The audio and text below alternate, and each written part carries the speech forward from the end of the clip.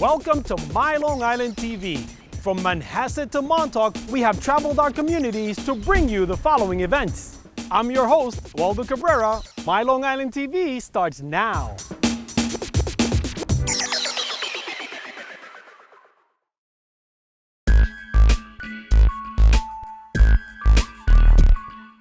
We're in the Gold's Horseradish factory in Hempstead, Long Island, where we've been here in this spot for almost 20 years, which is extremely hard to believe that the 20 years zip by like that.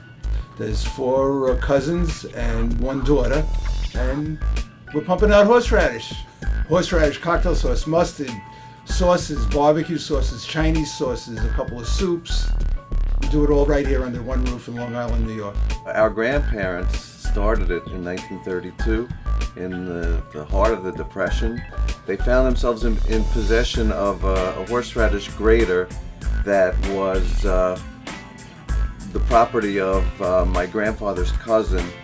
My grandmother said, okay, this is what we're going to do. We're going to get some horseradish roots. We're going to grind it up in this grinder, and we're going to put it in bottles, and we're going to go and sell it. My grandmother fashioned some kind of a paste out of flour and water. Then they made some labels. They put them on the labels, and their sons, my father, my uncle, and my other uncle got on their bicycles, and they went from store to store. Best delivery methods was the trolley and then the train, where one brother would take the product and hand it to the other one on the train. He would take it down to town and hand it to the third brother. And they saved on fare because the one guy would stay on the train going back and forth, and the other 2 would just meet him and hand off. Between 1970 and 1972, the 4 of us were running Gold's with the help of our fathers. And over those 40 years, we've become so intertwined, so bound together that we know how each other think, we know how each other reacts. We are 3rd generation, which is very, very rare in a family business. But a 4th generation, it's almost unheard of. It's a wonderful thing. We're so proud of that. My dad would leave for work at 5 o'clock in the morning, and I always wanted to go to work with him.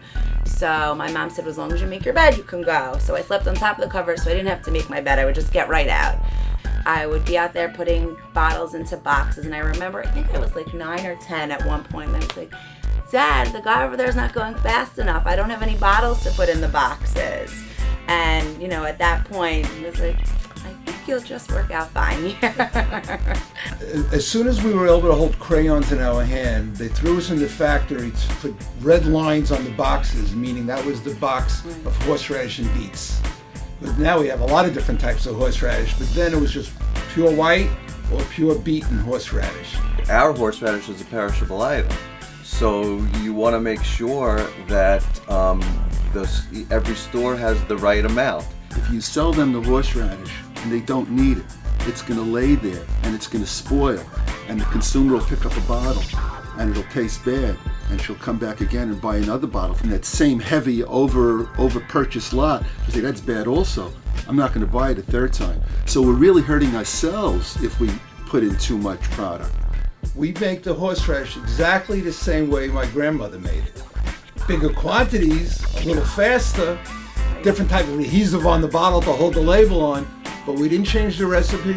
It's exactly the same way, same equipment, but on a bigger scale. I think that's the only way that's the only difference. We don't want anyone to ever think that, you know, something doesn't taste right and it's not as strong as it was last time. It's a consistent product, and it always has the greatest strength it could possibly be when it comes to horseradish.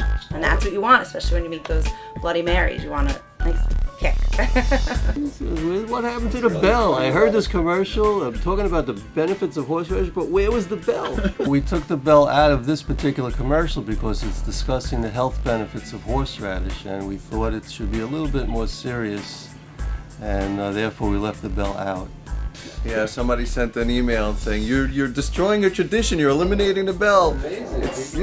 Yeah. I was waiting for the bell. It's just for a couple of commercials because we wanted to really concentrate on the health benefits and take out the flippancy, if you will. So I think it'll be back because it's become a tradition. I think. It's really remarkable that all these years we've been pushing horseradish, and just in the last couple of years, they finally came out with all the health benefits of horseradish. I always wanted to do this. I enjoy it.